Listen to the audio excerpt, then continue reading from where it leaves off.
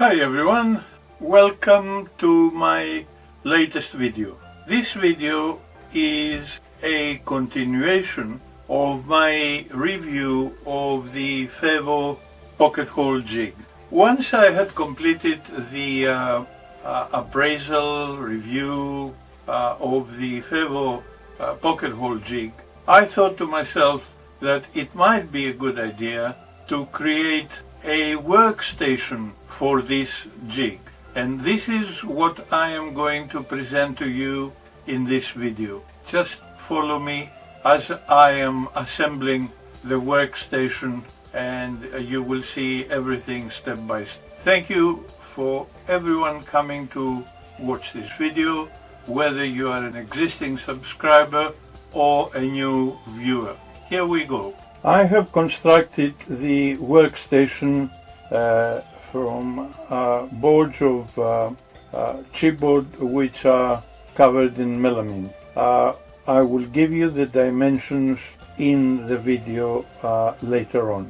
What we have here is an arrangement whereby one can easily put clamps on either side of the workstation and hold it down secure.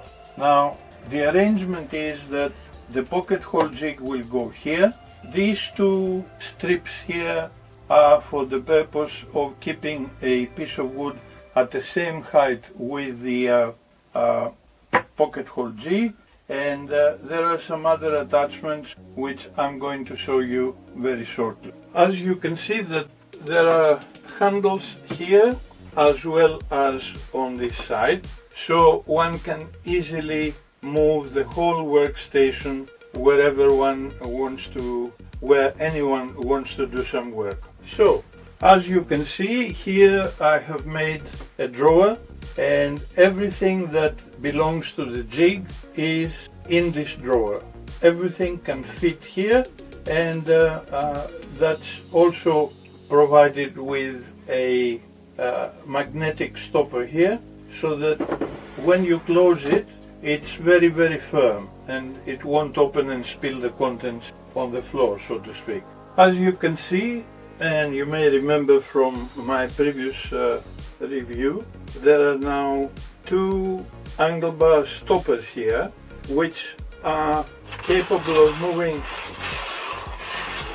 near to the jig and away from the jig. They can slide, and the purpose of the stoppers is so that one can support the piece of wood that will come here. Let me just give you a quick idea. This is how the stoppers will work. Of course, the stoppers have not been tightened as yet, but as you can see, it is very easy to tighten them by screwing down those two knobs, and now they are perfectly immobilized and in position. Now you can see that I have placed the pocket hole jig in position. This is the designed position, and I am going to secure it with 5 Allen bolts.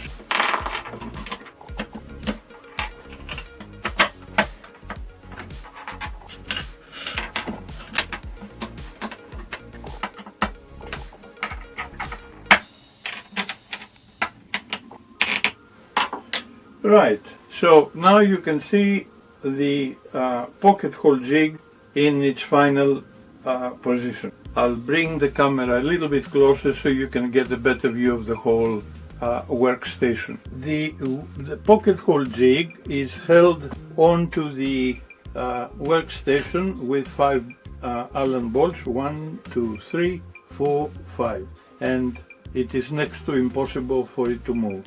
The whole workstation is fairly heavy, so there is no possibility of movement at all. The next part of my design is this arrangement of a steel bracket with sliding plinths here, which one will fit here, and as you can see, it is very easy to move it back and forth. An identical bracket is arranged for this slider here, and the arrangement is such that you can secure the brackets completely. Once you have tightened the knobs, the brackets will not move at all. So in order to arrest the piece of wood that we are working with, we have this bracket and this bracket which are pressing this way, and we have these smaller brackets which are holding this way. Of course, the plunger here, the toggle plunger, is also going to assist by holding the piece of wood secure over there. Now I better show you what I did next. Here is a modified segment. You may remember this main segment, on which I have constructed a perspex box which is held onto the main segment with two screws. I had to drill the main segment and thread it in order to secure the two screws. And of course, as you remember, the way one secures the main segment is via those two bolts, the so-called knurled bolts. So now we have the complete arrangement, and once again let me show you the mobile support of the segment also fits in the drawer. Here we have the drill bits with the collar.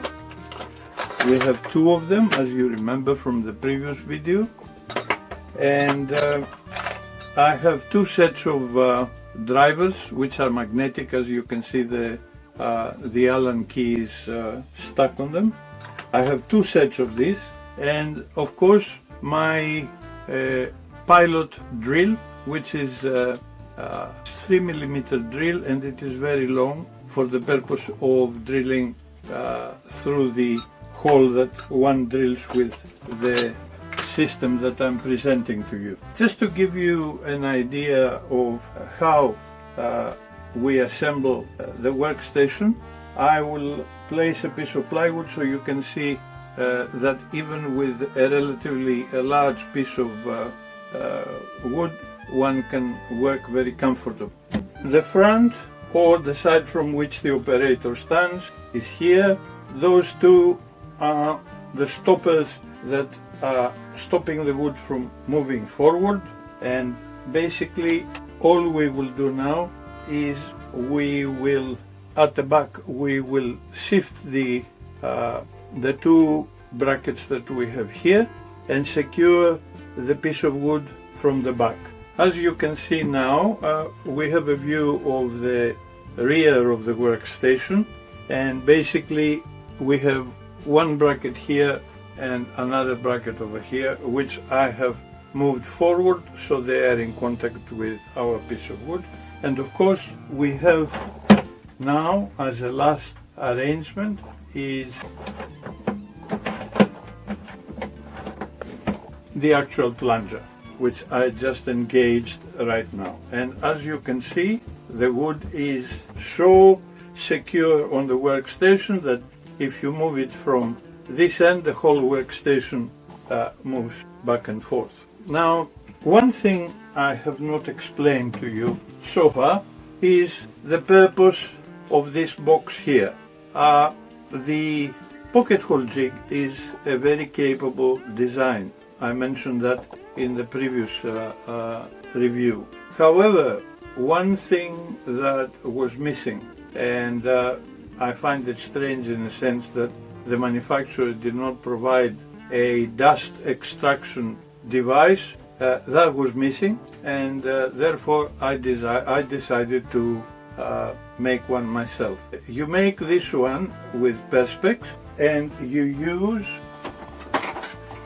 this, let me show you, because obviously with the plastic here, the plastic cover, you cannot see very clearly.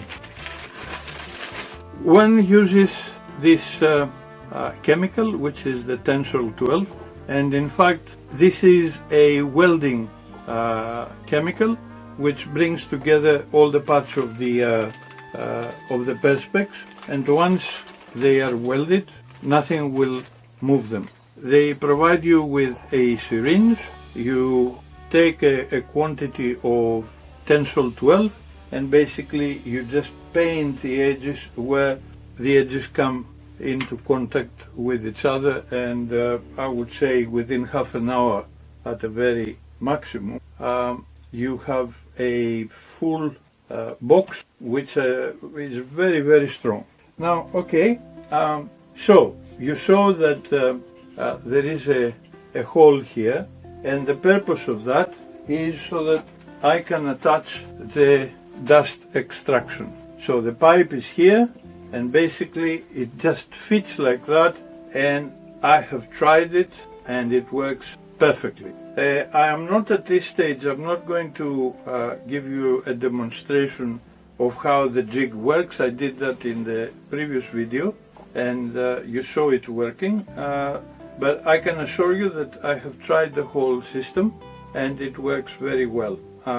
You can see the size of wood that you can use for a cabinet, let's say, and of course what you have here is a relatively small piece of plywood. You can fit a far larger piece of plywood and there will be no problem at all, because with the two brackets here, one here and one here, you are supporting the plywood in this direction, and of course you are also supporting it with the main segment here.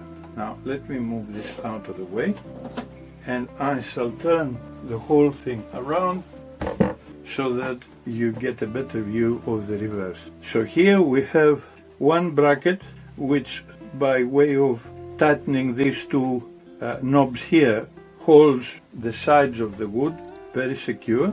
Of course we have the plunger, and an identical bracket is on that side, and that also holds the plywood very secure. In other words, what we have here is we have a pair of brackets that are keeping this part of the plywood immobile, and the same thing is happening on that side.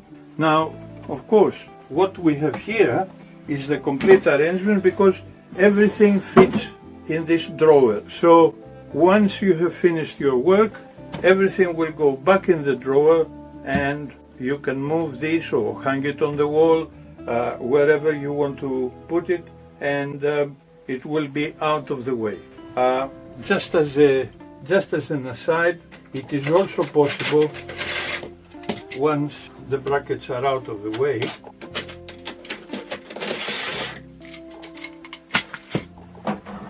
it is also possible, if you wish, that you can turn the whole station on its side and store it like that.